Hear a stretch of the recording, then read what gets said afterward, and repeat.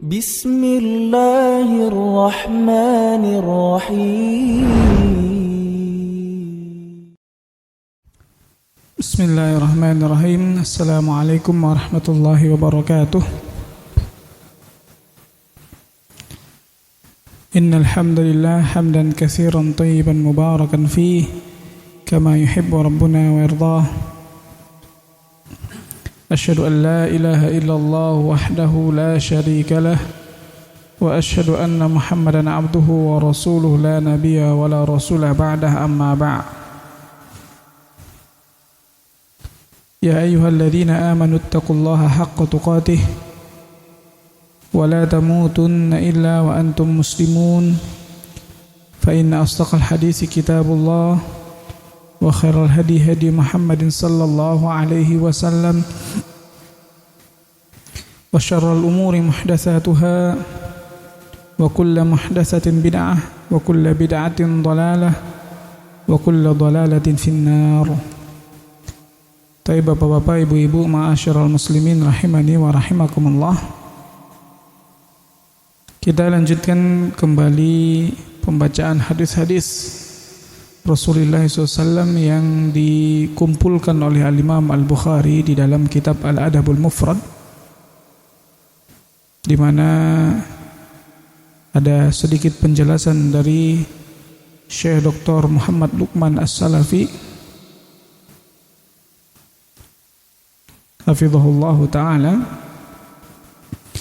Sekarang di bab 138 ya. Sahih.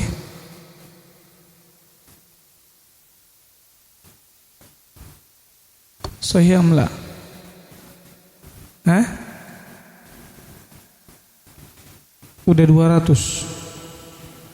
Hah?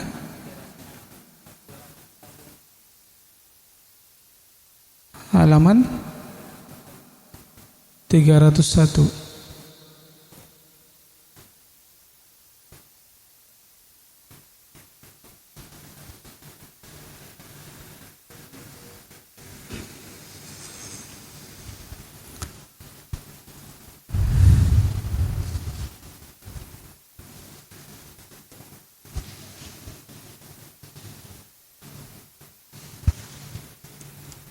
Ini hadis Musa bin Ismail. Ya, ini babnya bab 138 kan? Nah, sahih ya?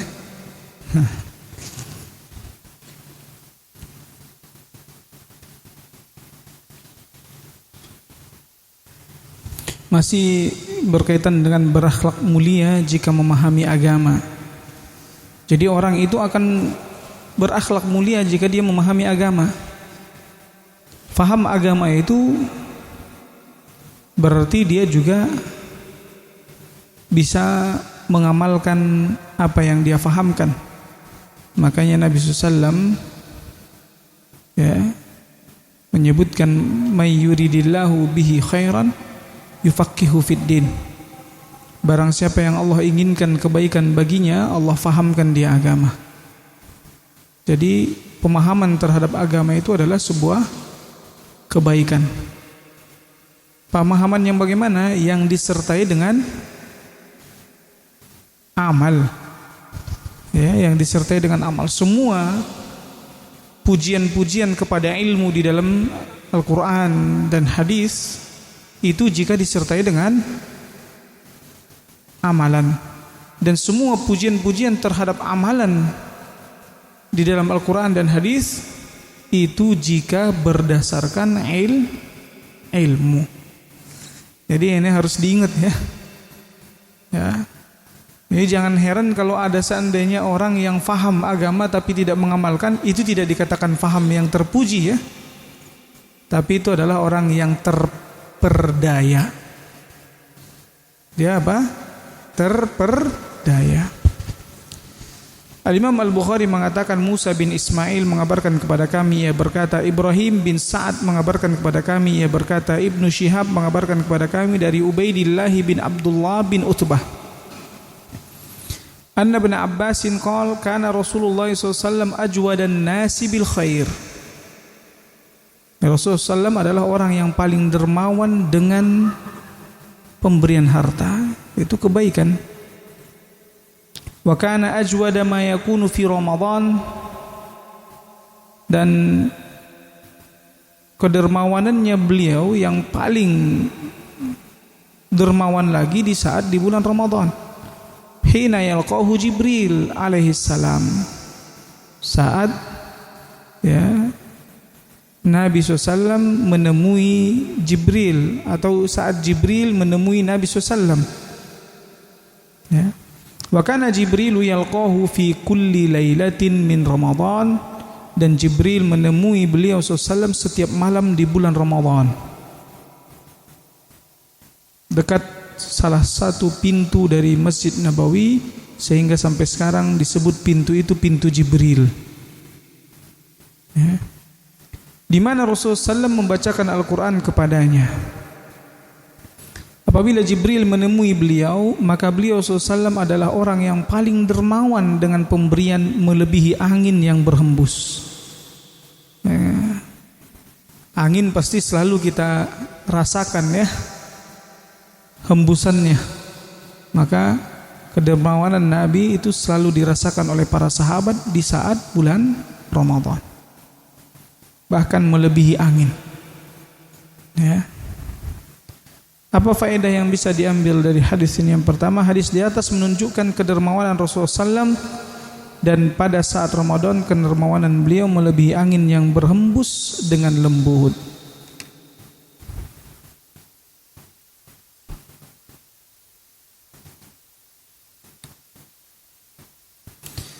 Kemudian yang kedua, dianjurkan meningkatkan kedermawanan dan pemberian kepada orang lain di bulan Ramadan. Dan yang ketiga, pengagungan bulan Ramadan karena permulaan Al-Quran turun pada bulan Ramadan. Ya. Jadi bukan hanya permulaan Al-Quran turun pada bulan Ramadan, tapi keseluruhan Al-Quran juga turun pada bulan Ramadan, yaitu ya, fase turun yang pertama.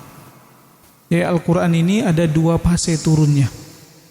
Fase turun yang pertama yaitu di malam Lailatul Qadar secara keseluruhan dari ya, Lauhun Mahfud ke langit dunia.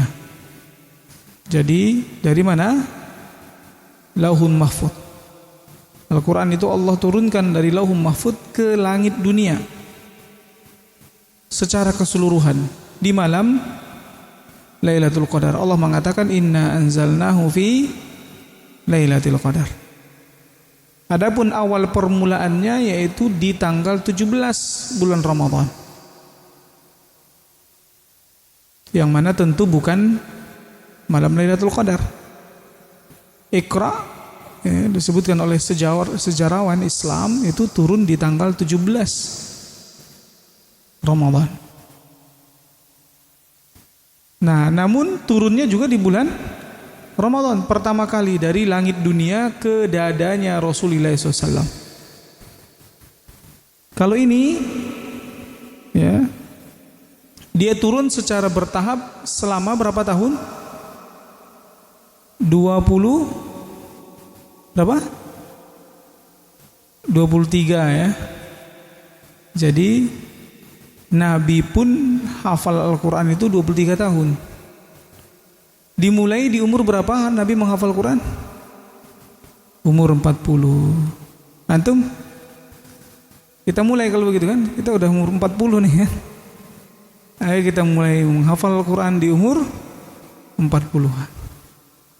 Nah, insya Allah nanti 23 tahun yang akan datang, baru di situ kita harapkan selesai hafalan kita. Kemudian Al-Imam Al-Bukhari mengatakan Muhammad bin Salam mengabarkan kepada kami, ia berkata Abu Muawiyah mengabarkan kepada kami dari Al-A'mash, dari Syakik, dari Abi Mas'ud Al-Ansari radhiyallahu an. Jadi ada Ibnu Mas'ud, ada Abu Mas'ud.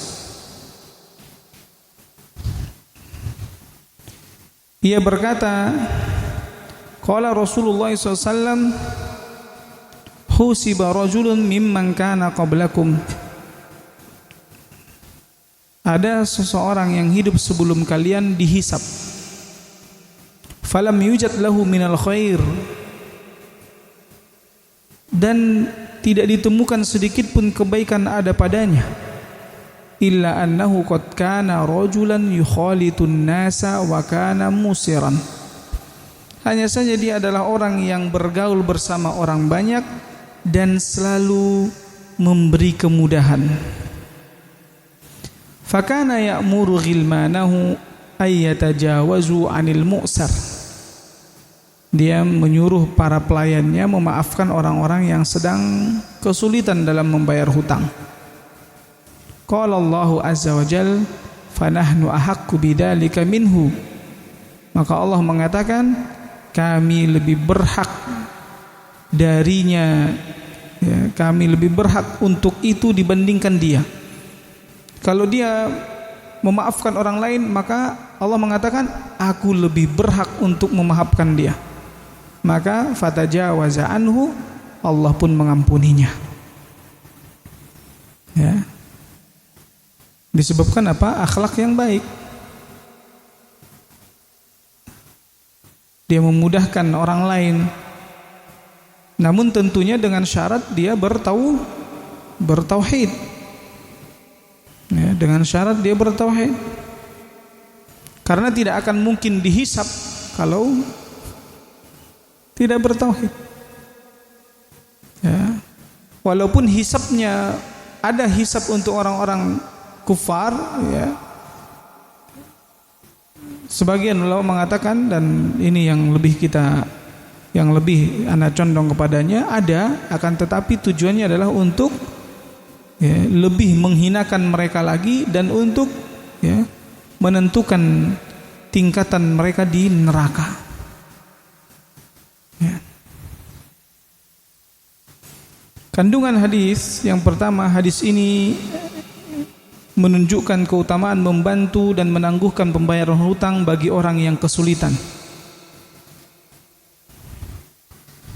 Kemudian yang kedua, anjuran agar bersikap toleran dalam menuntut dan meminta pelunasan hutang.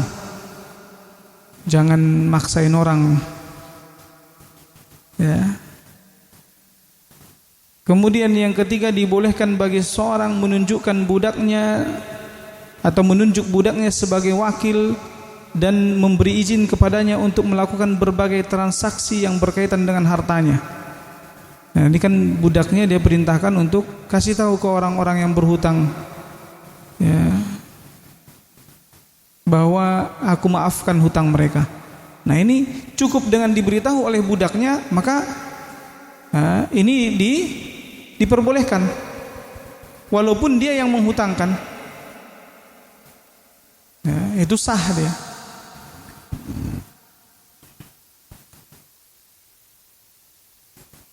Kemudian yang berikutnya, Al-Imam Al-Bukhari mengatakan, Muhammad bin Salam mengabarkan kepada kami dari Ibnu Idris. Ia berkata, aku mendengar ayahku bercerita dari kakekku. An Abi Hurairah radhiyallahu anhu su'ila Rasulullah SAW. Rasulullah SAW ditanya, ma aktsaru ma yudkhilul jannah, apa yang paling banyak memasukkan seseorang ke surga? Maka Nabi mengatakan, taqwallah wa husnul khuluq, ketakwaan kepada Allah dan akhlak yang baik. Qala wa ma aktsaru ma yudkhilun nar, dan apa yang paling banyak memasukkan seseorang ke dalam neraka?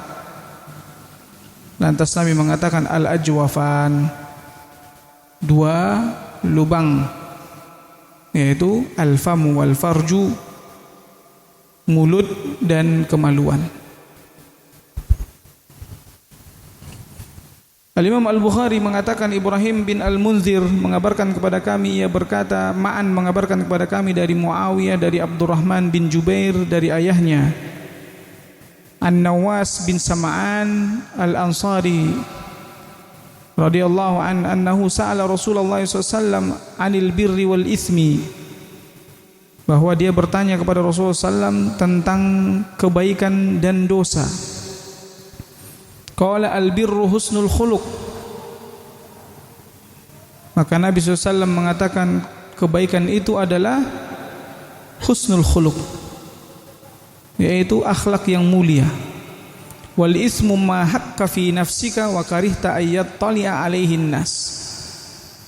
Adapun dosa adalah apa yang menyesakkan dalam jiwamu dan engkau tidak suka jika orang lain mengetahuinya. Nah, itu berarti dosa.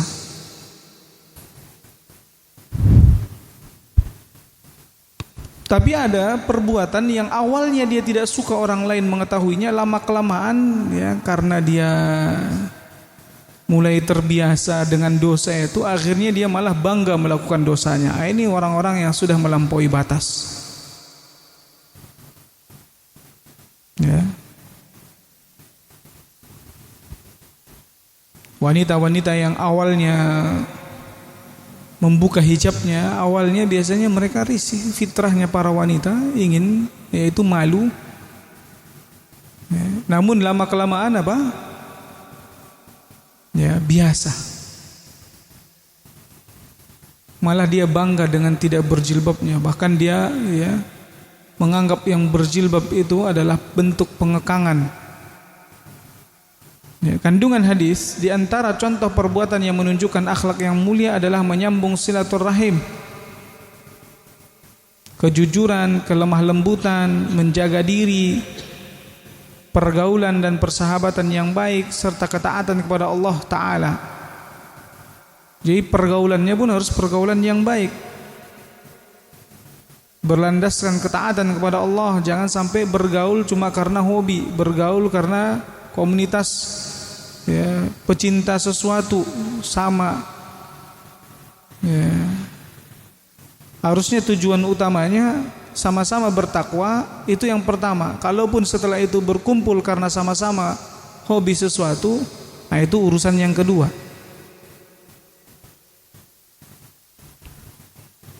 Yang kedua, akhlak yang mulia akan mewariskan ketenangan dalam hati, ketenangan dalam jiwa yang lapang, serta timbulnya rasa malu terhadap manusia atas maksiat yang dilakukan. Harus ada rasa malu. Berbuat maksiat itu harus ada rasa malu. Makanya al-haya'u syu'batun minal iman, kata Nabi SAW, rasa malu itu bagian dari iman. Ya. Pada dasarnya manusia itu malu dia untuk berdosa, melakukan dosa. Makanya awal-awal orang yang merokok itu pun dia sembunyi-sembunyi pertama-tamanya. Ingat, coba tanya aja mereka-mereka yang merokok. Awalnya waktu mereka dulu merokok sembunyi-sembunyi, malu, nggak enak. Lama kelamaan apa? Bangga dengan merokoknya. Bahkan mengajak manusia. Yang ketiga, termasuk dosa jika dalam hati seorang timbul keraguan-raguan terhadap sesuatu atau ia membayangkan bahwa hal tersebut merupakan dosa. Ya. Kesalahan, atau jika ia melakukannya maka ia benci jika orang lain mengetahuinya. Jadi dia ya, ada rasa ya, ada timbul di dalam hatinya ya, keraguan-raguan terhadap, karena kebenaran itu jelas sebagaimana Nabi SAW katakan, innal halala bayyinun, sesungguhnya yang halal itu jelas, yaitu yang benar itu jelas. Nah, jika dia ingin melakukan sesuatu atau melakukan ya, sesuatu yang dia masih meragukan terhadap, ragu apakah ini suatu perbuatan yang halal atau yang haram, maka pada dasarnya itu adalah dosa. Makanya Nabi mengatakan, faman waqa'a fis syubhat waqa'a fil haram. Siapa yang terjatuh kepada keraguan, dia jatuh pada haram. Yang syubhat itu keraguan, belum jelas dia dasar hukumnya, tapi tetap dia lakukan, maka kata Nabi SAW, dia telah terjatuh kepada yang haram.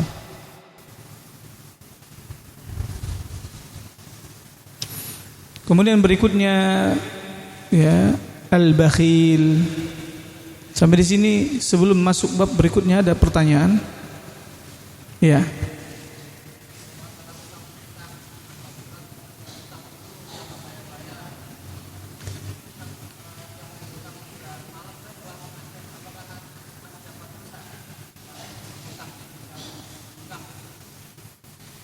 Apakah masih dia nggak bayar itu kenapa?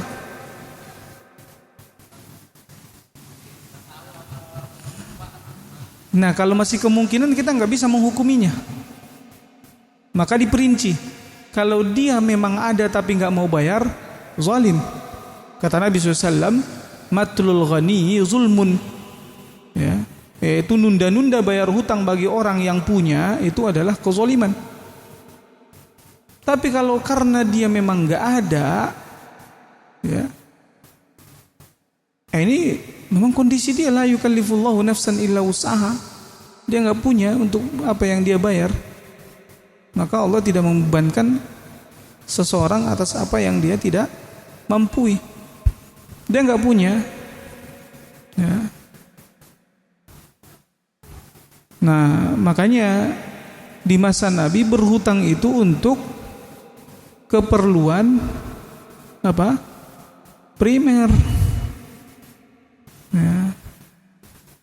Kalau untuk yang tersier buat mewah-mewah berhutang, terus dia bilang saya ini termasuk yang boleh diberi zakat karena saya punya banyak hutang.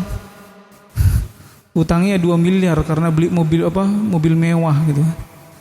Terus ngarep zakat gitu. Ini masalah. Orang yang diberi zakat yang berhutang itu kalau dia hutangnya untuk kebutuhan makannya, ya. Nah, jadi orang yang berhutang tadi, ya jika dia memang tidak mampu untuk membayar, dia tidak berdosa, karena memang dia tidak mampu. Yang memberikan rezeki adalah Allah Subhanahu Wa Taala. Namun dia berdosa kalau dia pada dasarnya mampu tapi tidak bayar, ya. Hah?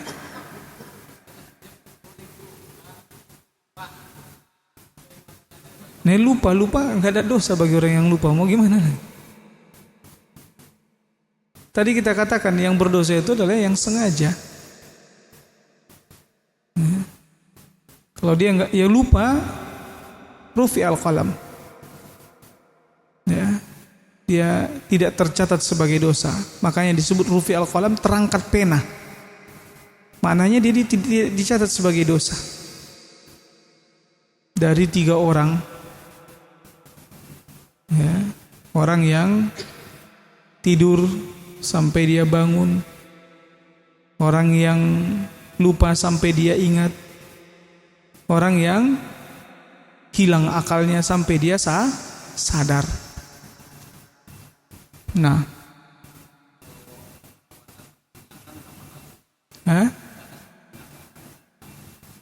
nggak ada batasannya sampai dia mau bayar.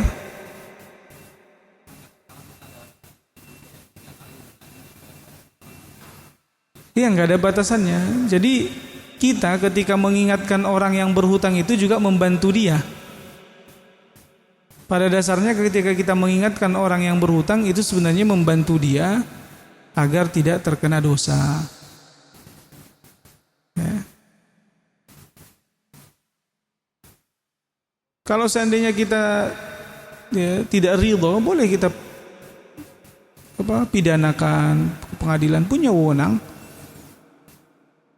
Nah, makanya biasanya kalau ada orang yang berhutang, ya, dia kasih nominal yang tinggi-tinggi, jangan mau. Biasanya nyesek. Ya, afwan, anak cuma bisanya sekian. Ya memang kita bisa mau ngasih sama dia. Kita punya duit, tapi kita bisa ngasih sama dia sekian. Gak harus, kita karena punya duit kemudian kita kasih aja gitu. Kasih ya 500. Ya, jadi ketika kita ngasih itu kita nggak terlalu berharap untuk dibalikin gitu. Atau mungkin 100, ya. Dia mau berutang nih 5 juta, afwan, anak nggak bisa kalau sampai 5 juta. Anak bisa ya kasih antum 200 aja ya, contohnya gitu kan. Tapi bayar ya, kapan antum mau bayar ini? Gitu juga, walaupun 200. Karena buat anak 200 pun ya besar gitu kan. Nah, dan ada beberapa trik juga. Ya, biar menghambat orang yang mau berhutang itu, kalaupun dia mau berhutang, ya ajak ketemu dulu. Nah, kadang biasanya cuma WA doang kan, ya, WA gitu kan.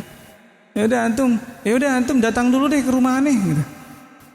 Kalau memang dia benar-benar butuh, ya datang itu.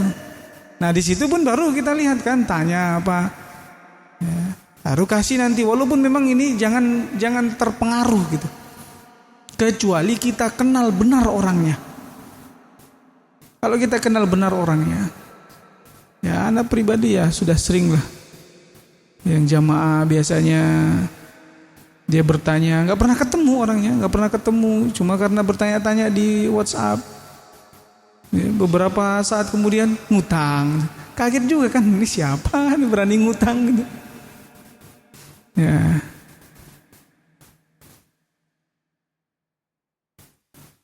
Ya, ada lagi. Jadi batasannya tidak ada ya, kita ingatkan terus sampai dia bayar. Ya, sampai dia bayar. Kita ingatkan terus.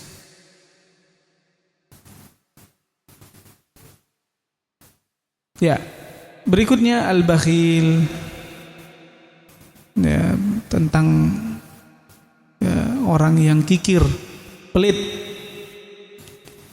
Al-Imam Al-Bukhari mengatakan Abdullah bin Abil Aswad mengabarkan kepada kami, ia berkata Humaid bin Al-Aswad mengabarkan kepada kami dari Al-Hajjaj As-Sawaf, ia berkata Abu Zubair mengabarkan kepadaku, ia berkata haddatsana Jabir mengabarkan kepada kami, ia berkata qala Rasulullah SAW, Rasulullah SAW bersabda, man sayyidukum ya Bani Salamah, siapa pembesar kalian wahai Bani Salamah? Kulna Juddu bin Qaisin. Mereka mengatakan Jud bin Qais. Ya. Ala anna nubakhiluhu, karena kami memandangnya kikir. Jadi ya malah ini dijadikan sebagai pembesar karena dia apa? Pelit. Nabi SAW bersabda, ya, wa ayyudain adwa minal bukhli, penyakit apa yang lebih menyakitkan dari kikir? Bal sayyidukum Amr binul Jamuh, pembesar kalian adalah Amr bin al-Jamuh. Jadi Nabi SAW mengatakan bahwa yang pantas jadi pembesar kalian adalah Amr bin Jamuh, bukan Jud bin Qais, karena dia apa? Bakhil. Wa kana Amr ala asnamihim fil jahiliyah. Jadi Amr bin al-Jamuh ini dahulu berada di atas berhala mereka ketika zaman jahiliyah. Wa kana yulimu an Rasulillah SAW idza tazawwaja, dan ia memberi jamuan pernikahan Rasulullah SAW ketika menikah. Jadi seorang pemimpin itu hendaknya berusaha keras untuk menjauhi sifat kikir, pelit, karena itu penyakit yang sukar untuk diobati. Makanya kita ya latih diri untuk tidak bakhil. Anak-anak kita juga kita latih mereka untuk tidak pelit, ya, mau berbagi kepada saudaranya. Awalnya kita ajari dulu mereka mau berbagi kepada saudaranya, ya. Dan hendaklah pemimpin itu menghiasi diri dengan sifat dermawan dan setia kawan. Itu ya mudah membantu. Al-Imam Al-Bukhari mengatakan Muhammad bin Salam mengabarkan kepada kami, ia berkata Hisham mengabarkan kepada kami dari Abdul Malik bin Umair, ia berkata haddatsana Warradu katibul Mughirah, ya, qala kataba Muawiyah ila al-Mughirah bin Syu'bah. Jadi Warrad ini mengabarkan kepada kami, yang mana si Warrad ini adalah ya penulisnya ya, Al-Mughirah, atau dibahasakan apa, juru tulis, katib, Di mana dia mengatakan kataba Muawiyah ila al-Mughirah. Muawiyah menulis kepada Al-Mughirah bin Syu'bah, aniktub ilayya bi syai'in sami'tahu min Rasulullah sallallahu, tulis untukku sesuatu yang kau dengar dari Rasulullah sallallahu. Fakataba ilaihi Al-Mughirah, maka Al-Mughirah pun menulis kepada siapa? Muawiyah. Anna Rasulullah sallallahu alaihi wasallam kana yanha an qila wa qal, bahwa Rasul sallam ya melarang dari perkataan si fulan mengatakan begini dan begitu, ya kayaknya. Jadi sebenarnya bahasa qila wa qal ini kayaknya dia ngomong ini deh, kayaknya dia ngatain kamu deh. Jadi dia menyimpulkan dari sesuatu perkataan orang lain yang belum pasti itu adalah perkataan orang itu tadi. Belum tentu itu yang dia maksudkan. Nah, itu namanya qila wa qal. Atau katanya, bahasa dengan apa? Katanya. Wa idha'atil mal, juga Nabi SAW melarang membuang-buang harta. Ya. Wa kasratis su'al, banyak bertanya.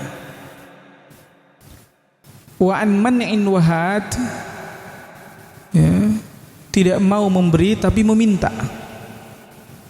Suka minta tapi susah untuk memberi. Wa uquqil ummahat, durhaka kepada ibu. Wa an wa'dil banat, dan mengubur anak perempuan hidup-hidup. Salah satunya di situ apa? Yang berkaitan dengan kikir mana? Tidak mau memberi tapi suka minta. Ya.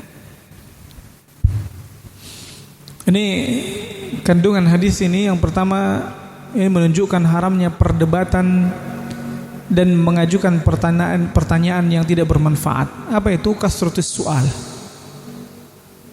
Ya. Banyak bertanya di sini, bertanya yang enggak bermanfaat ya. Jadi antum jangan gara-gara gini enggak mau bertanya gitu. Tapi kalau bertanya untuk ilmu, maka Nabi SAW bahkan mencela orang yang enggak bertanya karena dia bodoh.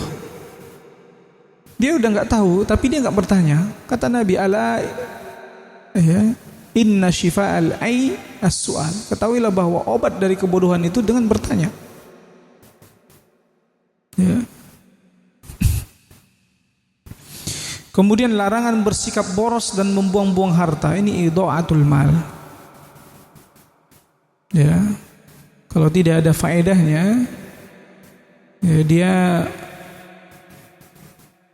beli sesuatu itu karena hanya apa namanya, seperti kadang orang yang buat untuk apa bahasanya, mobilnya banyak, apa namanya, koleksi, nah nggak dipakai-pakai itu.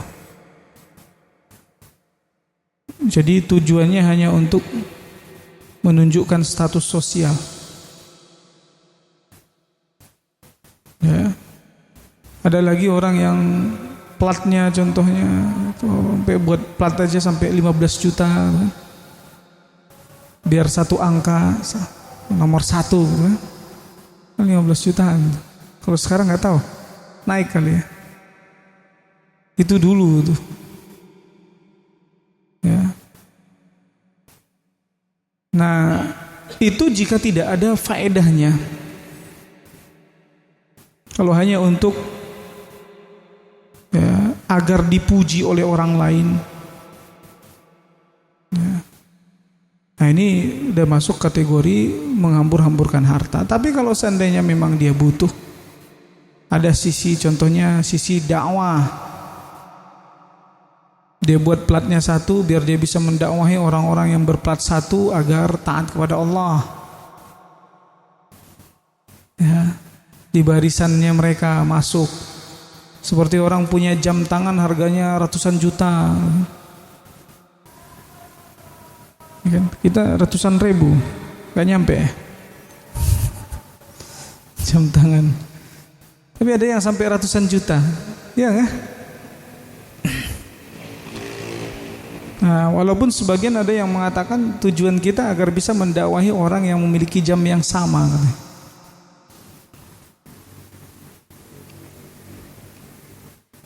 Allah Ta'ala alam. Ya, pada intinya, ya, apakah itu termasuk boros atau tidak? Kalau seandainya tujuannya seperti itu, ya, namun yang sebaiknya dihindari.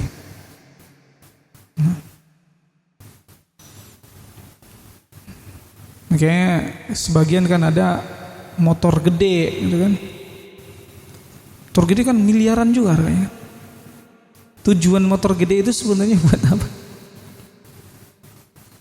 Motor itu tujuannya buat apa? Ya kan? Berpindah dari satu tempat ke tempat yang lain kan. Nah, kalau sampai seharga seperti itu udah apa?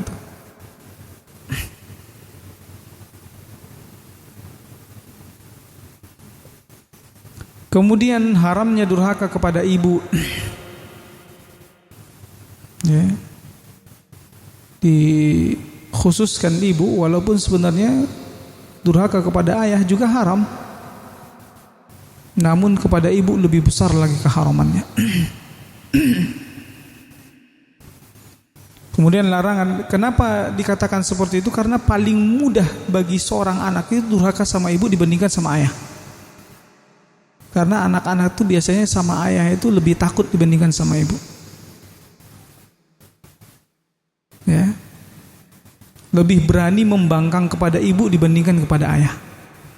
Lebih berani membentak ibu dibandingkan ayah. Lebih berani tidak mentaati ibu dibandingkan ayah. Ibunya udah teriak-teriak, berkali-kali diingatkan, gak mau dengar. Tapi kalau ayahnya sering, terkadang sekali aja ngomong, atau dengan tatapan aja. Nah, itu ayah. Ya. Padahal ibu yang sudah mengandung, menyusui, merawat, terus ya, masa-masa kecilnya 24 jam. Ya. Tapi ya, karena dia melihat ibunya lebih lemah dibandingkan ayahnya, ya, lebih mudah baginya untuk durhaka. Waliyadzubillah. Makanya dia haramnya lebih besar lagi. Kemudian yang keempat, larangan tidak menunaikan kewajiban dan menuntut sesuatu yang bukan haknya. Nah ini ya, juga termasuk ini tadi, man in wahat, suka meminta tapi tidak mau memberi. Ya. Kalau kewajibannya dia tidak mau tunaikan, tapi kalau hak ya, paling terdepan yang menuntut. Kemudian yang kelima, haramnya mengubur anak perempuan hidup-hidup karena tidak menyukainya. Ya, kadang orang-orang tidak suka dengan anak perempuan,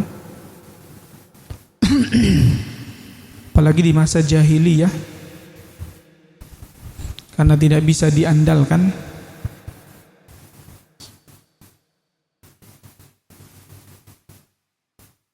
Dan tidak membawa kepada kewibawaan. Ya. Karena biasanya kalau ada di kampung atau di apa itu, keluarganya berapa? 10. Laki-lakinya 7. Wah, ini orang agak-agak gemetar itu berhadapan sama keluarga itu. Laki-laki ada 7. Ya. Nah, Al-Imam Al-Bukhari mengatakan, Hisham bin Abdul Malik mengabarkan kepada kami, ia berkata, aku mendengar Ibnu Uyainah berkata, aku mendengar Ibnul Munkadir, sami'tu Jabiran, aku mendengar Jabir berkata, ma su'ilan Nabi SAW an syai'in qad faqala la, tidaklah Nabi SAW pernah dimintai sesuatu lalu beliau berkata tidak. Sampai saat enggak ada pun Nabi SAW enggak mengatakan enggak. Nabi mengatakan, kalau andaikan aku masih punya, aku akan berikan. Wah, sama gitu. Ya. Jadi dimintai, aku minta ini ya, aku minta itu. Enggak mau. Enggak pernah Nabi SAW mengatakan seperti itu. Kalau ada orang yang meminta kepada Nabi SAW, Nabi beri. Bahkan andaikan yang meminta itu pun orang kaya. Ya. Ya, terkadang Nabi SAW berikan kepada orang-orang kaya untuk melunakkan hati mereka. Padahal mereka orang kaya. Karena sampai orang kaya pun senang dikasih. Antum tes aja. Orang kaya itu pun senang dia dikasih. Padahal dia udah punya ini, punya itu. Tapi kalau dia dikasih, dia senang dia.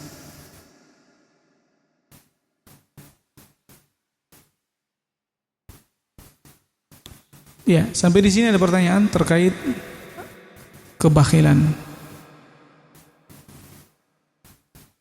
Sebelum masuk harta yang baik bagi orang saleh. Ada pertanyaan? Ini tidak termasuk yang dibenci ya, banyak bertanya ini. Jadi antum jangan takut. Wah, ini banyak bertanya, Nabi melarang. Ya. Ada?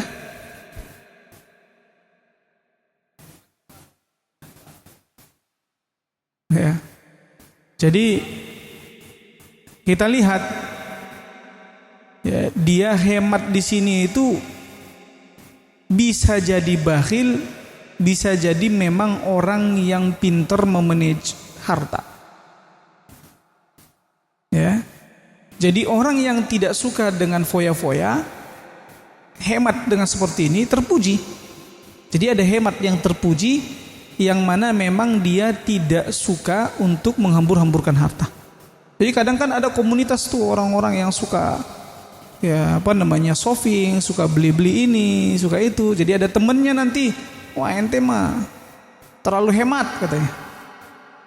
Bahkan dengan mengistilahkan temannya ini, ente mah pelit. Buat diri aja nggak mau, self reward aja nggak mau, gitu bahasanya kan. Padahal dia tahu masing-masing orang itu kan berbeda. Jadi jangan dengan kata self reward, tapi tujuannya untuk idaatul mal. Jadi tadi menghambur-hamburkan harta. Padahal dia lagi nggak butuh, tapi pengen biar self reward. Saya nggak boleh terlalu ini kepada badan saya. Padahal sebenarnya nggak ada yang masalah dengan tubuh dia, nggak ada yang masalah dengan diri dia. Ya, kebanyakan cuma karena kepengen kayak orang. Nah, jadi kalau kita menjaga harta kita agar tidak dibelanjakan kepada perkara-perkara yang tidak bermanfaat, ini hematnya positif, terpuji. Tapi kalau sampai ya, sudah sangat butuh pun, atau untuk membantu orang lain pun, ya, dia nggak mau, padahal dia mampu untuk membantu. Nah ini ya, hemat yang dimaksud dengan apa? Kikir. Jadi banyak orang bersembunyi di balik kata hemat, padahal dia adalah pelit. Ya. Jadi hemat ini nisbi ya. Nisbi. Bisa jadi dia positif, bisa jadi negatif. Ya. Kalau dengan kata istilah hemat pangkal kaya, yang tujuannya agar dia apa? Ya. Bakhil, nah ini salah. Agar dia tidak mau bersedekah, nah ini salah. Karena di antara cara agar bisa kaya juga harus hemat. Ya, menghitung pengeluaran. Ya. Dipangkas yang pengeluaran-pengeluaran yang tidak ya begitu berfaedah. Nah, ada lagi? Ya. Cara menasihati orang yang bakhil. Nah, Jadi orang yang bakhil itu sebenarnya nggak sadar kalau harta yang dia kumpulkan itu nggak buat dia nanti kalau dia bakhil. Antum kalau bakhil, pada dasarnya orang bakhil itu dia tidak akan bisa memanfaatkan hartanya. Ya. Orang yang sering bersedekah, orang yang dermawan, ini yang pertama, yang dermawan, ya, dia tidak akan miskin. Orang yang dermawan tidak akan pernah miskin. Ya. Kemudian orang senang sama dia. Di dunia saja orang udah senang sama dia karena dia suka memberi. Ya. Kemudian apa? Belum lagi nanti di akhirat. Jadi tabungan untuk dia, kebaikan-kebaikan yang dia berikan kepada orang lain. Nah kalau bakhil, ya, kalau dia kikir bakhil, yang pertama, seandainya setelah dia kumpulkan, dia mati, buat siapa itu harta? Buat orang lain yang menikmati. Oke, mungkin kita katakan bahwa itu adalah istri dan anak-anaknya. Kalau seandainya dipakai oleh mereka kepada ketidaktaatan kepada Allah, dia capek untuk apa? Ya, mengumpulkannya, dan dia nggak dapat apa-apa dari situ. Memang dia nggak dapat dosa ya karena bukan dia yang melakukannya, tapi dia nggak dapat aliran pahala karena dilakukannya kepada perbuatan dosa. Ya, kalau dia atas harta yang dia tinggalkan, terus anak keturunannya menggunakannya kepada kebaikan, ngalir nggak ke dia juga kebaikannya? Ngalir. Nah, belum lagi di dunia dia dibenci karena kikir. Orang pasti nggak suka. Ya, orang pasti nggak suka. Suka meminta, orang pasti nggak suka. Setiap ketemu, waduh, ketemu dia lagi. Pasti orang takut udah dimintain ininya. Ya, selalu kalau ketemu dia kita terus yang traktir, ya kan? Nah ini lama kelamaan kita nggak mau lagi berteman sama dia. Nah, ada lagi.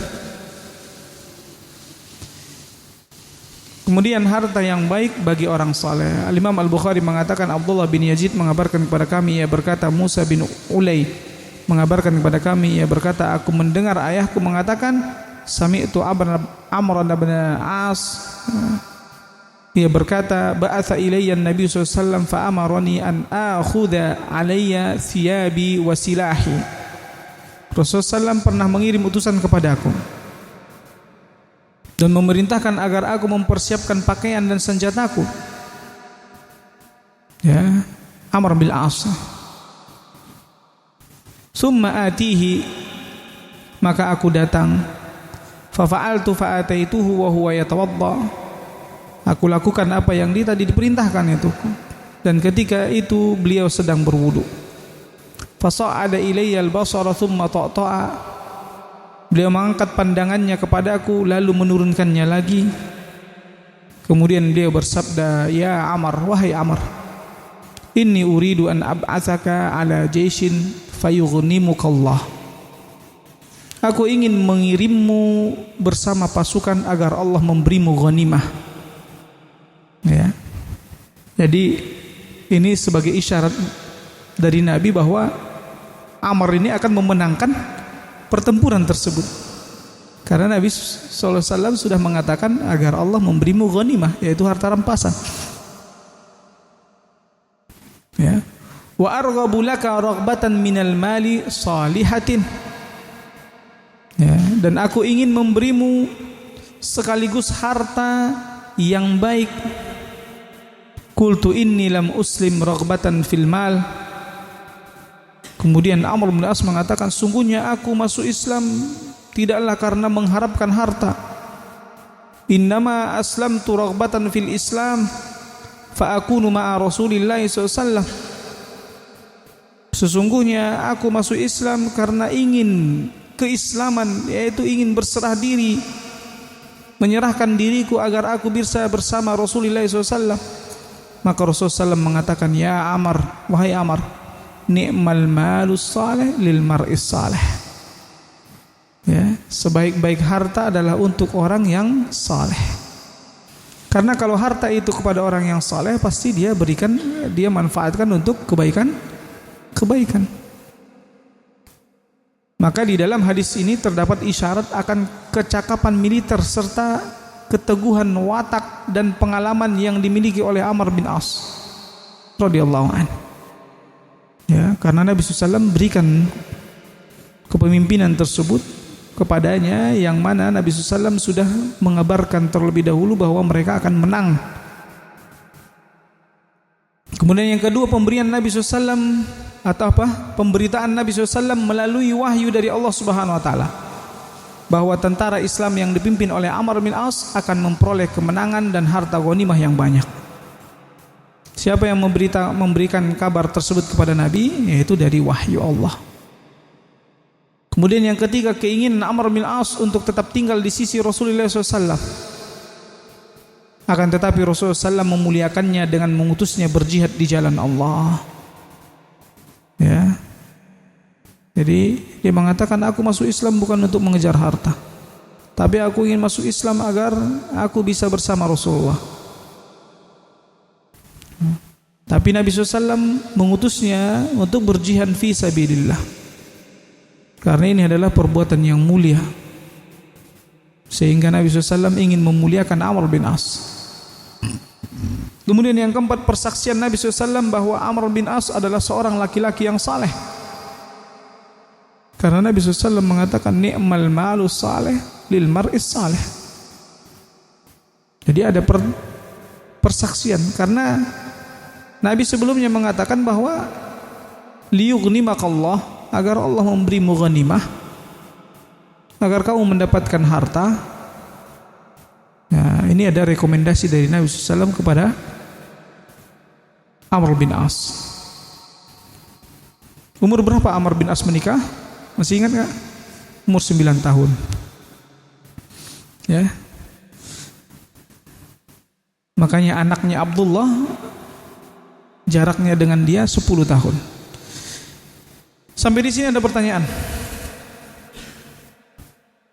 terkait harta yang baik.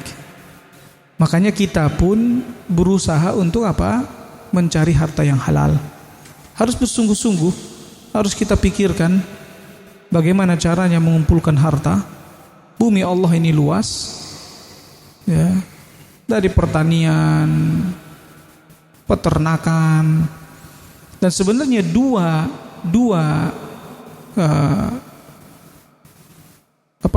ma'isyah yang kita sebutkan tadi itu yang paling banyak membuat orang kaya sebenarnya.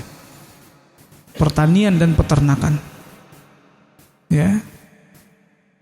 Di mana jika dia bisa ikut serta dalam perdagangannya, jual belinya. Ya. Jadi dalam pertanian, peternakan, kemudian dia bisa ikut serta dalam jual belinya, karena semua produk-produk itu ada sangkut pautnya dengan pertanian, peternakan, dengan yang turun, yang datang dari alam, dari bumi. Nah, jadi orang kalau semua elektronik, nggak ada makanan, susah juga hidup. Nggak bakalan lancar juga itu. Ya. Makanya Nabi SAW di awal-awal Islam di Madinah, semua tanah diwajibkan untuk dikelola. Kalau ada yang memiliki tanah yang dia tidak kelola, ya, maka akan diambil oleh yang lain. Kalau dia tidak mampu untuk mengelolanya, dia minta orang lain mengelolanya. Nah, itu di awal-awal Islam. Ya, semua tanah harus dikelola, harus dimanfaatkan. Ya, kalau sekarang banyak orang yang punya tanah dibiarkan aja terbengkalai, nggak ditanamin, nggak dibuat untuk peternakan, nggak ada. Ya, jalan argo tidak ada di situ yang dia dapatkan atau hasil yang dia ambil dari menanam di situ. Nah, kemudian yang berikutnya, orang yang aman di tempatnya. Bishr bin Marhum mengabarkan kepada kami, ia berkata, Marwan bin Muawiyah mengabarkan kepada kami, dari Abdurrahman bin Abi Shumailah Al-Ansari Al-Kubai, dari Salamah bin Ubaidillah bin Mihsan Al-Ansari, dari ayahnya dari Nabi SAW, ia berkata, Nabi SAW bersabda, man asbaha aminan fi sirbih, barang siapa di pagi hari dalam keadaan aman dalam jiwanya, mu'afan fi jasadih, ya, sehat badannya, indahu ta'amu yaumih, ia memiliki makanan pada hari tersebut, faka'annama hizat lahud dunya, maka seolah dunia terhimpun dan diberikan kepadanya. Jadi apalagi dunia itu aja dia, sehat, ya, aman, punya makan, ya kan, ya, dia ada sarapannya, ada hari itu dia ada makanan, ya. Jadi jangan terlalu ekspektasinya terlalu tinggi gitu kan. Itu dia dunia itu, ya. Ya, kalau ada orang sakit berarti ada bagian dunia yang hilang darinya.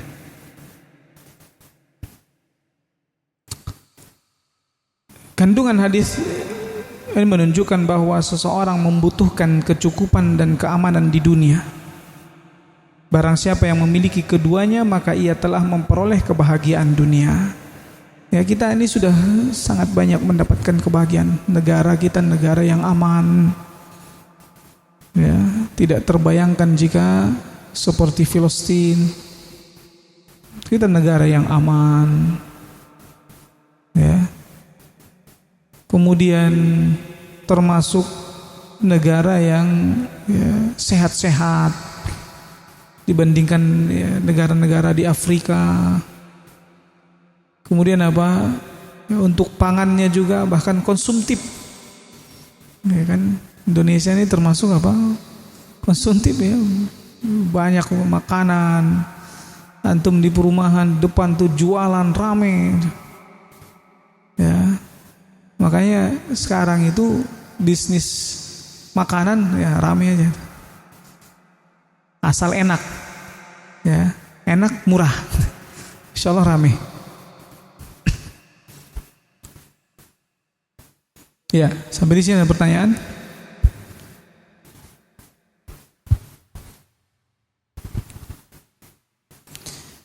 Al-Imam Al-Bukhari mengatakan, Ismail bin Uwais mengabarkan kepada kami, ia berkata, Sulaiman bin Bilal mengabarkan kepadaku dari Abdullah bin Sulaiman bin Abi Salamah Al-Aslami annahu sami'a Mu'adz bin Abdullah bin Khubayb Al-Juhani yuhadditsu an abi.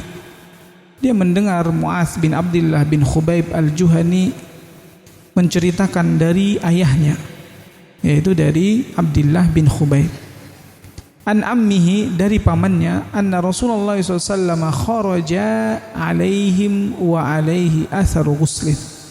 Nabi SAW pernah keluar menemui para sahabat dan ada di dalam diri Nabi SAW bekas air mandi, ya, wa huwa tayyibun nafsi, dan Nabi SAW dalam keadaan, ya, ceria.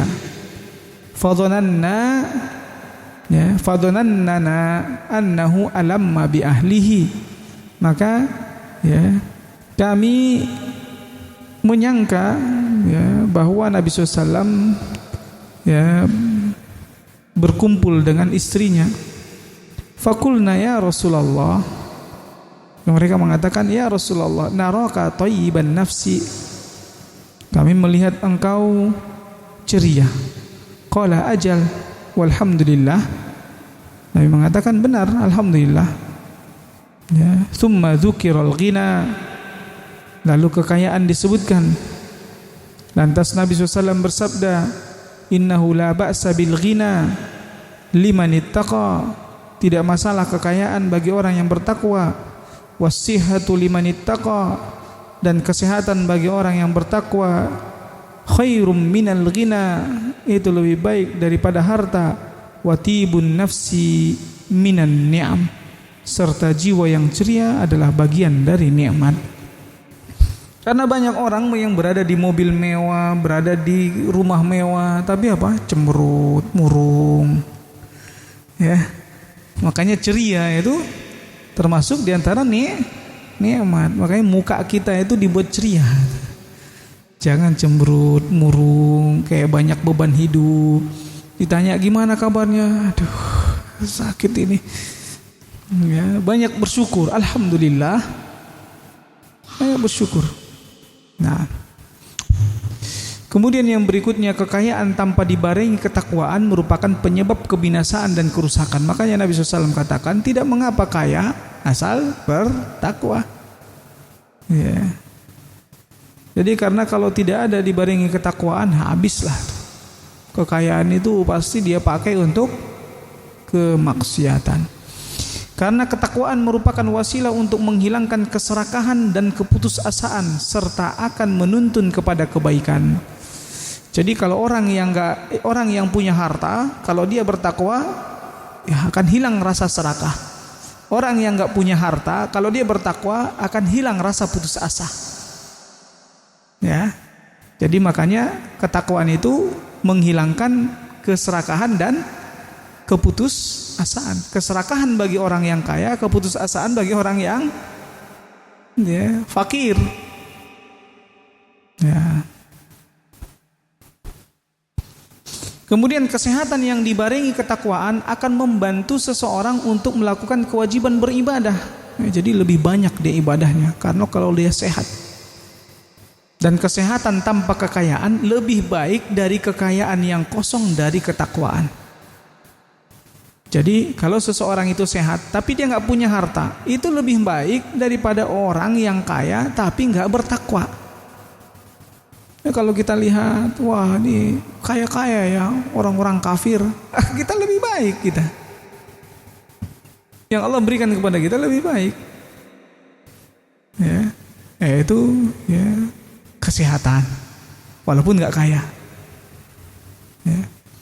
Kemudian yang ketiga, jiwa yang baik adalah berhias dengan ilmu agama dan perbuatan yang baik. Jadi ini akan menumbuhkan jiwa yang baik. Jika seseorang itu senantiasa menghiasi dirinya dengan ilmu agama, dengan perbuatan-perbuatan yang baik. Walaupun terkadang kita masih melakukan perbuatan yang buruk, tapi terus lakukan perbuatan yang baik itu. Jangan pernah merasa saya ini nggak pantas jadi orang baik. Nggak boleh ngomong begitu. Nggak pantas berpakaian seperti ini. Terus saja berpakaian saleh. Ya, walaupun belum bisa sempurna saleh. Dan gembira atas taufik yang diberikan oleh Allah untuk mentaatinya merupakan nikmat yang wajib disyukuri. Jadi kalau kita diberikan rasa gembira kalau kita bisa taat. Ada orang yang kalau dia diperintahkan oleh Allah Subhanahu wa taala untuk melaksanakan kewajiban, kayak beban berat. Tapi ada orang yang gembira ketika dia taat kepada Allah Subhanahu wa taala. Ini adalah nikmat yang sangat besar yang wajib untuk disyukuri. Karena begitu banyak orang-orang yang ingin ibadah, ingin senantiasa bersama Al-Qur'an. Yang contohnya, berapa banyak orang yang sebenarnya ingin ikut majelis ilmu, ta'lim, tapi selalu merasa aduh ini masih capek, pulang aja dulu dah. Nih seharian udah capek. Sebenarnya sama-sama capek kan. Antum juga sebenarnya capek. Ya. Tapi terkadang kalau kita paksakan, pas kita sudah berada di majelis ilmu tersebut, ya terkadang Allah hilangkan rasa capeknya. Ada yang terkadang tambah rasa capeknya gitu kan. Itu ujiannya. Nah, udah azan? Taib. Al-Imam Al-Bukhari mengatakan, Ibrahim bin Al-Munzir mengabarkan kepada aku, ia berkata, Ma'an mengabarkan kepada kami dari Muawiyah dari Abdurrahman bin Jubair bin Nufair, dari ayahnya Anin Nawas bin Sam'an Al-Ansari, dari An-Nawas bin Sam'an Al-Ansari, annahu sa'ala Rasulullah SAW, bahwa ia bertanya kepada Rasulullah SAW, anil birri wal ismi, tentang kebaikan dan dosa. Ya, sama seperti hadis yang sebelumnya yang sudah kita bacakan. Maka Nabi SAW mengatakan albirru husnul khuluq wal ithmu ma hakka fi nafsika wa karihta ayat tali'a alaihi nas. Kebaikan itu adalah akhlak yang mulia, dan dosa adalah apa yang menyesakkan dalam jiwa dan engkau tidak suka jika orang lain mengetahuinya. Ya.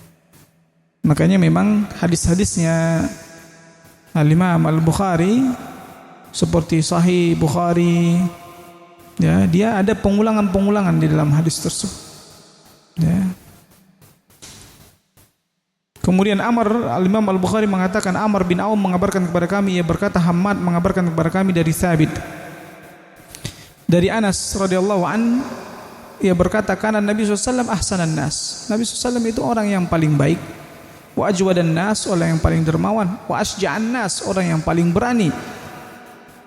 Wa laqad fazi'a ahlul Madinah dzata lailah, pernah dikagetkan penduduk Madinah itu suatu malam. Fantalaqan nasu qibala saut, maka orang-orang pun berbondong-bondong menuju arah terdengarnya suara tersebut. Fastaqbalahumun Nabi SAW qad sabaqan nasa ila saut, maka mereka bertemu dengan Rasulullah SAW, ya, di mana Rasulullah SAW sudah lebih dulu mendahului mereka menuju sumber suara itu. Seraya Nabi SAW mengatakan wa huwa yaqul lan tura'u lan tura'u, kalian tidak akan takut, kalian tidak akan takut. Ya, jadi maknanya jangan kalian takut, jangan kalian takut. Wa huwa ala firashin li Abi Talhah urin, dan pada saat itu beliau berada di atas seekor kuda milik Abu Talhah yang tanpa pelana, urin. Ma alaihi sarjun, ya, yang sementara, ya, di leher Nabi SAW, ya, itu ada wa fi unukihi saif, ada di lehernya apa? Tergantung pedang. Faqala laqad wajadtuhu bahran, maka Nabi SAW mengatakan sungguh aku telah mendapati kuda ini seperti laut, au innahu la bahrun, atau ini benar-benar laut. Jadi, ya, ini menunjukkan keberaniannya Nabi SAW. Ya, gak seperti pimpinan-pimpinan yang lain, kalau ada yang ayo periksa dulu, dia suruh bawahannya memeriksa karena dia takut dia. Ya. Jadi hadis di atas menunjukkan keberanian Nabi SAW, keagungan, berkah dan keistimewaan beliau SAW. Dalam hadis di atas terkandung keutamaan bersegera mendahului manusia dalam rangka mencontoh Nabi SAW untuk mengetahui kondisi musuh. Juga dibolehkan berperang dengan menggunakan kuda yang dipinjam dari seseorang, karena kuda yang dipakai oleh Nabi SAW adalah milik Abu Talhah. Kemudian dianjurkan mengaitkan pedang di leher dalam rangka mencontoh Nabi SAW. Itu juga diantara yang dianjurkan. Nah, ya, mungkin sudah azan ya? Sudah. Nah, sebenarnya satu hadis lagi ini, yaitu Imam Al-Bukhari mengatakan Qutaibah mengabarkan kepada kami, Ibnul Munkadir mengabarkan kepada kami dari ayahnya an Jabir radhiyallahu anhu, ia berkata, bersabda Rasulullah SAW, kullu ma'rufin sadaqah, setiap kebaikan itu sedekah. Inna minal ma'rufi an talqa akhaka biwajhin talqin, dan di antara kebaikan itu juga ketika kamu bertemu dengan saudaramu memperlihatkan wajah yang berseri. Wa an tufrigha min dalwika fi ina'i akhik, juga termasuk kebaikan engkau menuangkan air di timbamu, dari timbamu ke bejana saudaramu. Jadi dia tuangkan karena ketika ingin apa? Mengisi air minum. Jadi apa yang ada di dalam hadis ini anjuran untuk berbuat baik apapun bentuknya, ya, karena setiap kebaikan itu adalah sedekah. Kemudian dianjurkan menyenangkan hati kaum muslimin ketika bertemu. Kemudian dorongan agar seorang membantu kaum muslimin meski hanya sekadar menuangkan air dari ember ke dalam bejana saudaranya. Nah, subhanallah. Ya, wabillahi taufik wal hidayah. Kita lanjutkan insyaallah setelah salat maghrib, ya. Wassalamualaikum warahmatullahi wabarakatuh. Bismillahirrahmanirrahim. Alhamdulillah wassalatu wassalamu ala Rasulillahi amma ba'd. Nah, tadi ada pertanyaan pas lagi kita makan tuh. Apa pertanyaannya, coba diulang Syekh, Pak? Nah,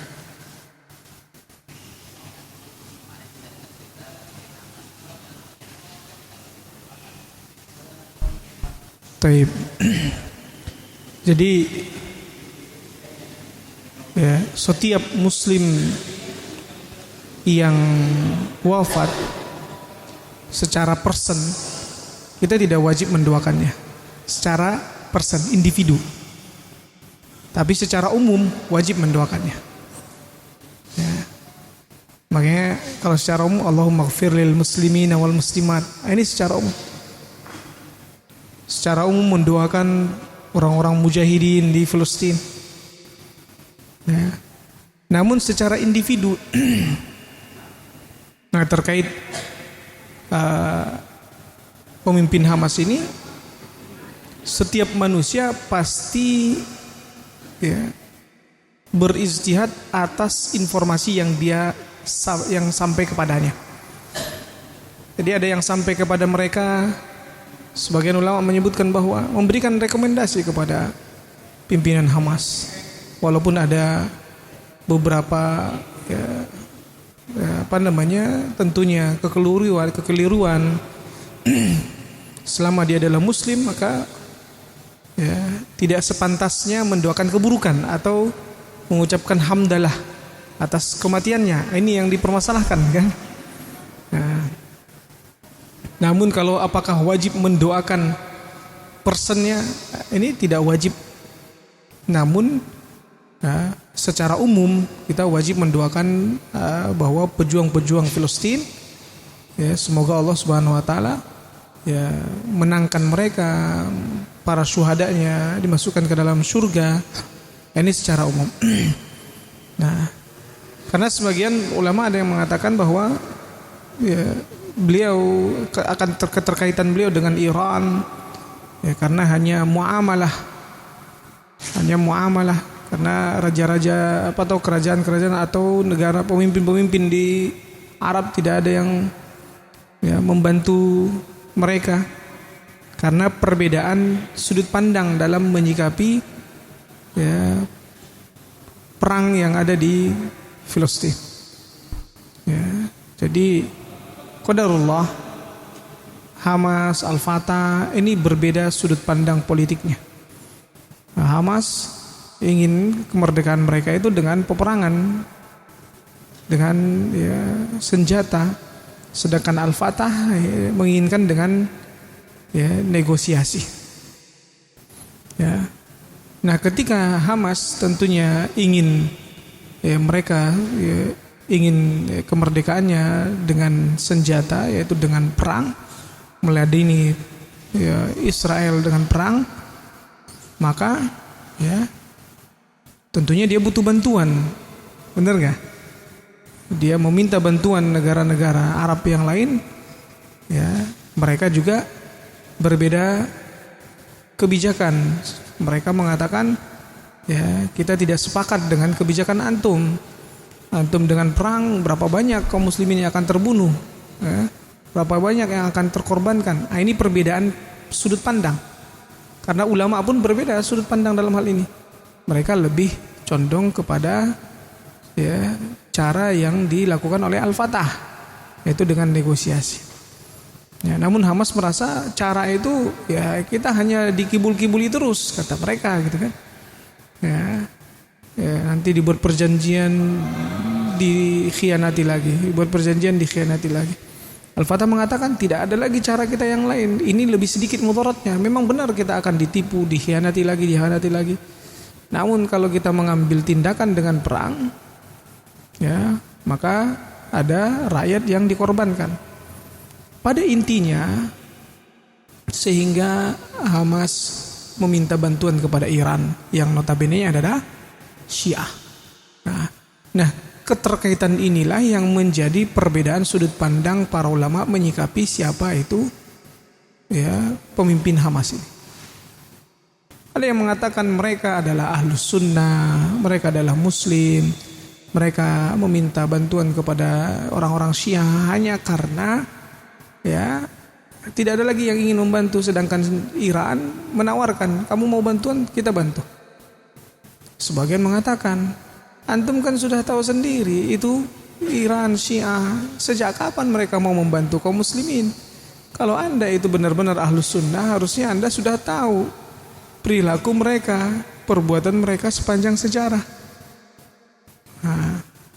Nah, di sini terjadi perbedaan sudut pandang. Jadi anak pribadi ya masing-masing akan menghakimi sesuai sudut pandang mereka, sesuai informasi yang mereka dapatkan.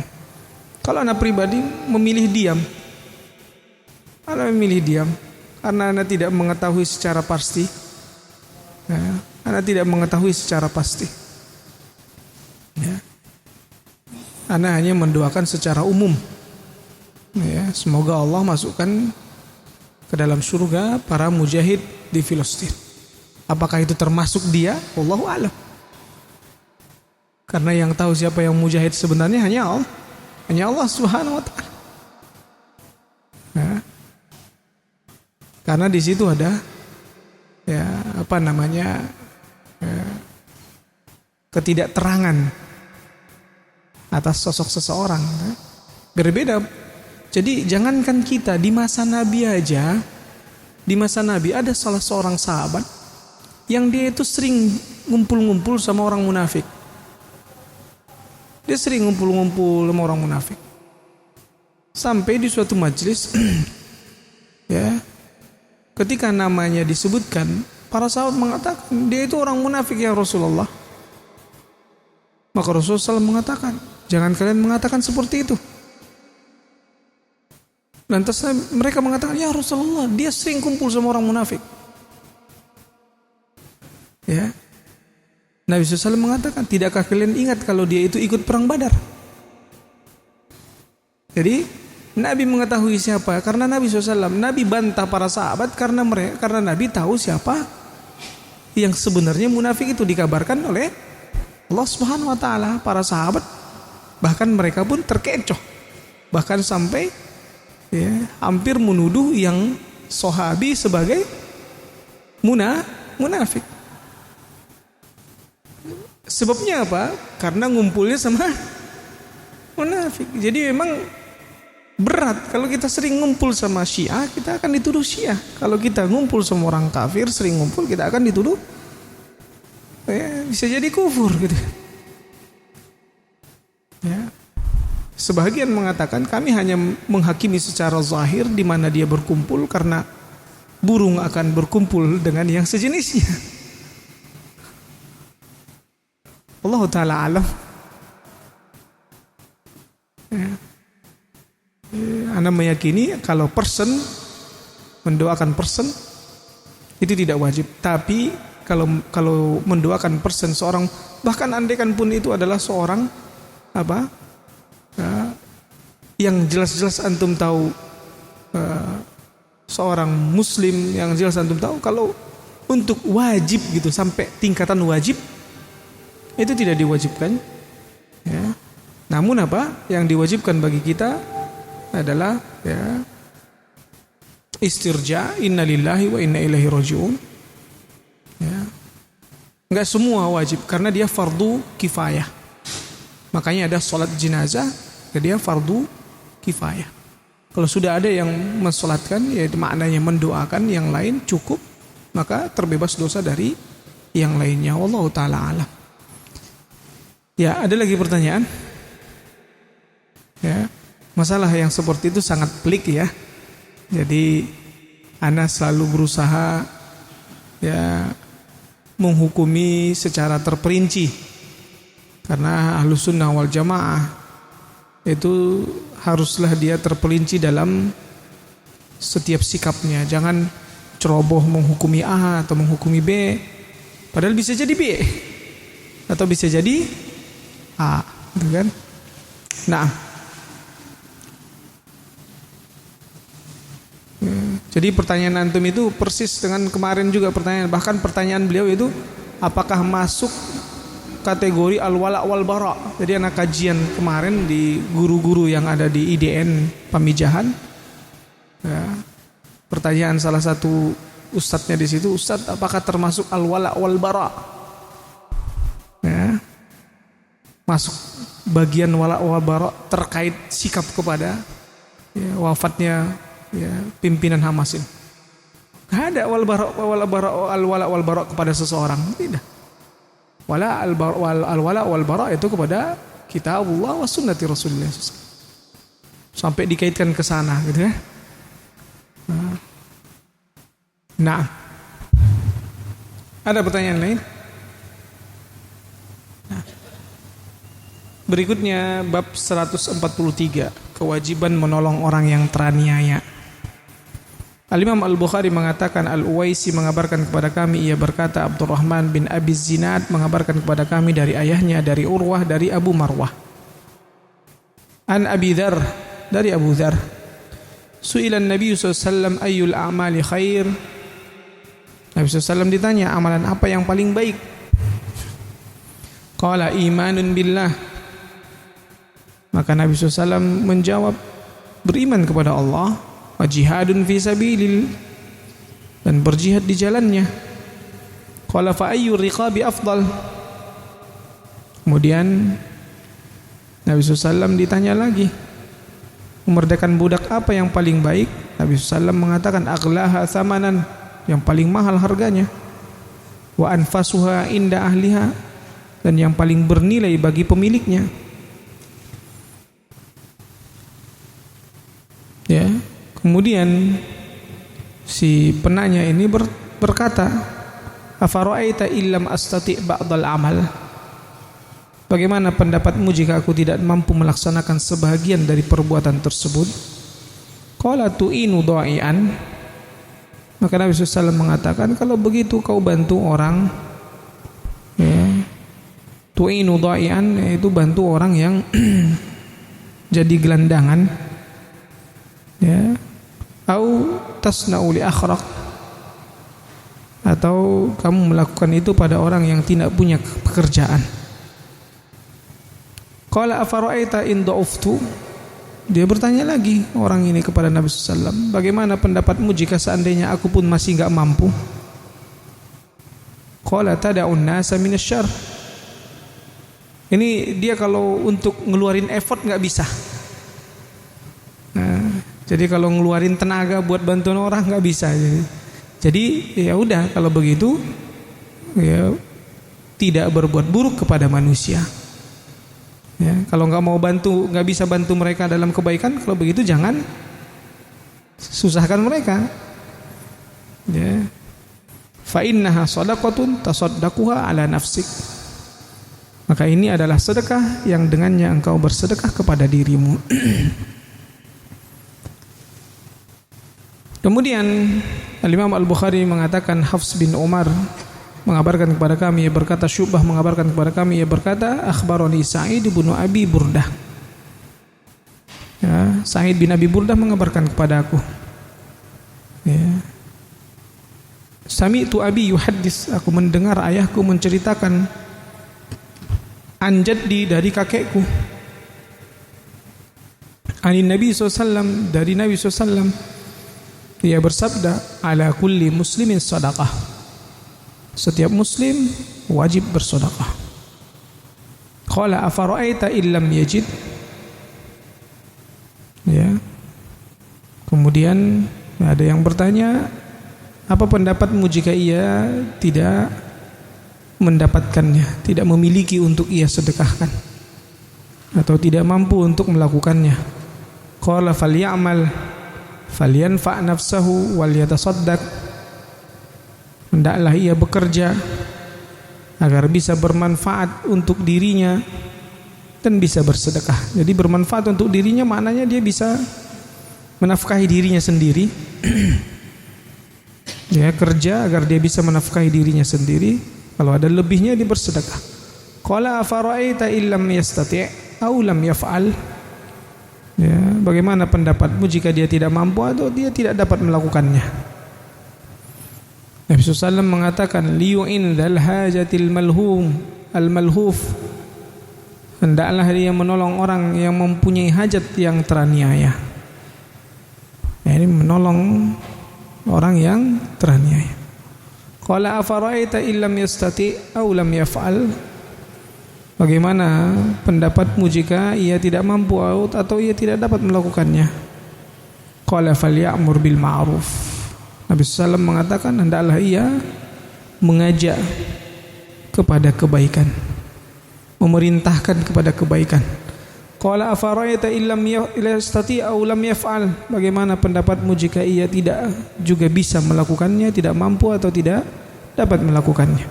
Yumsik anisyar, Nabi SAW mengatakan hendaklah ia menahan diri dari keburukan, fa innaha lahu sadaqah, sungguhnya itu adalah sedekah baginya.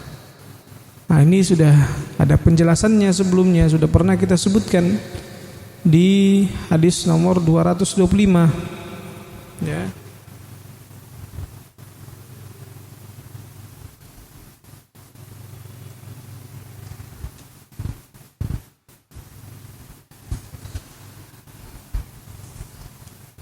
Ini hadis nomor 225 ya.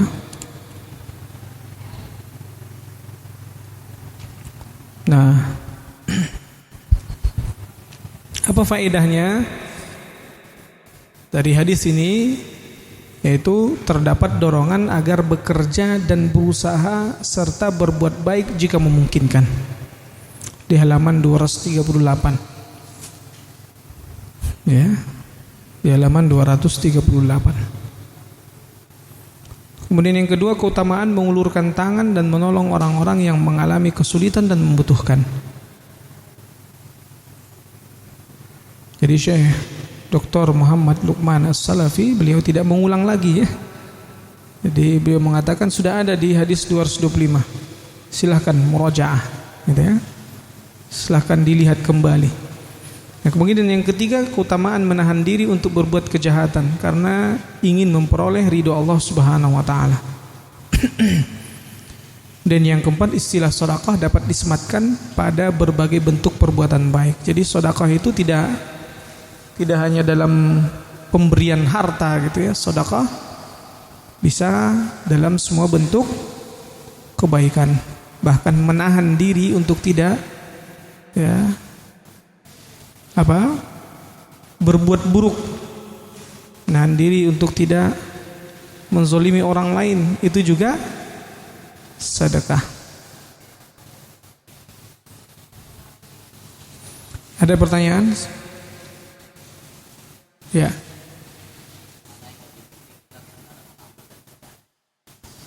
Mana yang lebih penting antara menabung dan sedekah? Antum nabungnya buat apa? Kan gitu. Jadi kita lihat, kalau seandainya menabung ini adalah untuk suatu perkara yang merupakan wajib untuk kita kerjakan, ya, maka menjadi hukumnya wajib. Jadi nabungnya itu contohnya untuk haji, wajib nabung untuk haji. Karena haji itu adalah kewajiban. Ya. Atau ya, nabung untuk nanti pendidikan anak, ya. Karena mendidik anak itu kewajiban. Ya. Jadi kembali, kalau nabung untuk mobil mewah, jadi nabungnya buat apa?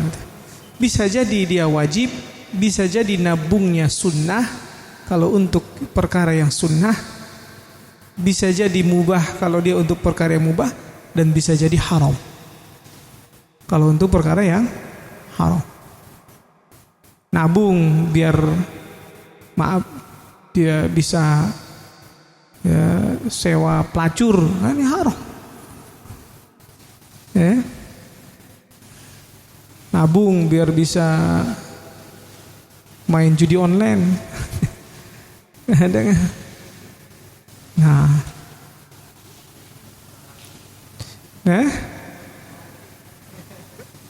lihat, kalau buat nikah lagi, lihat hukum nikah lagi itu pun berjenis-jenis. Nah, hukum asal nikah itu sunnah, baik nikah 1, 2, 3, dan 4. Hukum asalnya. Tapi bisa menjadi wajib kalau seandainya dikhawatirkan dia melakukan perbuatan zina. Ya. Contohnya orang yang masih lajang, dikhawatirkan dia berzina, maka wajib menikah satu. Ternyata sudah ada satu, tetap juga menggebu-gebu untuk melakukan perbuatan zina, dikhawatirkan, maka untuk yang kedua pun wajib bagi dia. Ya. Ya. Nah. Ya. Jadi kalau sedekahnya pun tadi kan sedekah ini sedekah yang mana gitu ya? Sedekah asalnya sunnah. Tapi kalau sedekahnya dalam bentuk zakat mal, zakat fitrah, zakatul fitri, maka ini wajib. Ya kan? Ya. Dia nabung gitu ya kan. Tapi dia nggak mau ngeluarin zakat malnya. Nah, ini nggak boleh. Anda nabung mau haji gitu. Tapi udah sampai nisab kan. Wah, haji kan 300 puroda gitu. Jadi udah nisabnya, dia udah punya duit nih. Ya, 10 juta. Kalau anak kan meyakininya segitu nisabnya itu kan kisaran 10 jutaan karena perak. Nisab perak bukan emas. Nah, dia udah ada nih hartanya bahkan lebih, dia nabung 50 juta. Dan itu sudah sampai setahun dia nggak keluarin zakatnya. Berdosa karena mau nabung mau haji katanya. Bener, haji wajib, zakat mal juga wajib, harus keluarkan. Nah, tapi kita harus yakin bahwa bersedekah itu tidak akan pernah mengurangi harta. Ya, bersedekah itu tidak akan pernah mengurangi harta. Apalagi ke orang-orang yang kita ya wajib berbakti kepada orang tua, kita memberi kepada orang tua hadiah. Ya. Atau kepada istri, ini yang wajib kita nafkahi. Ya. Itu pasti Allah akan ganti. Nah, ya. Kayak termasuk ini sebagai bentuk menceritakan nikmat dari Allah. Ana berangkatkan ibu ana iktikaf Ramadan, umroh iktikaf, Allah ganti kepada ana bisa berangkat haji. Ya kan? Mana yang lebih besar itu? Berangkat haji atau umrah iktikaf? Haji. Ya. Padahal untuk ngebayarin orang tua pada saat itu ayo, waduh ini gimana ini? Ya, tapi karena keinginan orang tua, kita juga berusaha untuk berbakti, kita berangkatin. Ya. Ya, kita keluar cuma 35 juta kan? Tapi kita bisa berangkat haji. Masya Allah. Ini diantara nikmat Allah. Nah, jadi jangan pernah kita merasa menyesal kalau memberi ke yang lain. Pasti Allah balas segera. Ya. Di dunia juga Allah balas. Apalagi bakti kepada orang tua, durhaka kepada orang tua, pasti Allah balas juga segera di dunia. Nah, ada lagi pertanyaan lain? Terkait apa? Mandi.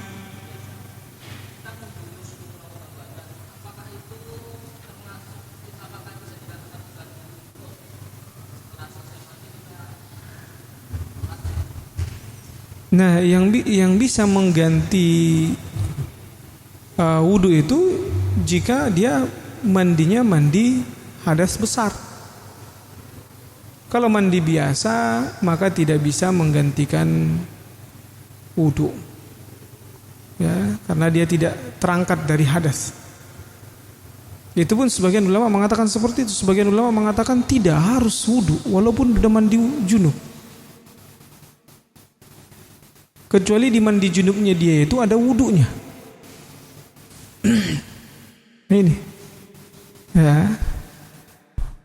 Ya, sebagian ulama mengatakan mereka mengkiaskan kalau untuk mengangkat hadas besar saja bisa mandi tersebut, apalagi hadas kecil. Nah, ini kan Tapi yang lain mengatakan tidak, ini berkaitan dengan sholat, karena untuk sholat wajib wudu. Nah, di antara syarat sah sholat itu wudu. Tidak disebutkan di situ ya suci dari hadas. Nah, wallahu taala alam. Ya, kalau mandi biasa maka tidak ya, karena dia tidak bisa mengangkat hadas. Ada lagi? Berapa menit lagi kita? Hah? Sudah. Baik. Ya, kita cukupkan sampai di sini. Ya, semoga yang sedikit ini, sedikit apa banyak? Ya, semoga ini jangan asal lewat gitu ya. Sebahagian kadang, wah kapan ini hadis ini gitu dia. Kayak tadi kan udah disebutin, ini sudah ada dia. Kapan nih, kayaknya nggak pernah. Nah, ini berarti udah nggak ada tasawur sama sekali. Tasawur itu artinya apa? Gambaran. Tapi kalau masih pas ngelihat, oh iya ya, kayaknya udah pernah nih. Nah, itu ada gambaran. Itu namanya ada gambaran, walaupun gak hafal. Ya. Karena dengan kita membaca hadis ini setidaknya ada gambaran. Ya. Oh ini udah pernah nih, udah saya baca nih. Ini saya pernah dengar nih. Itu namanya ada gambarannya. Naam, subhanakallahumma wa bihamdik asyhadu an la ilaha illa anta astaghfiruka wa atubu ilaik. Wassalamualaikum warahmatullahi wabarakatuh.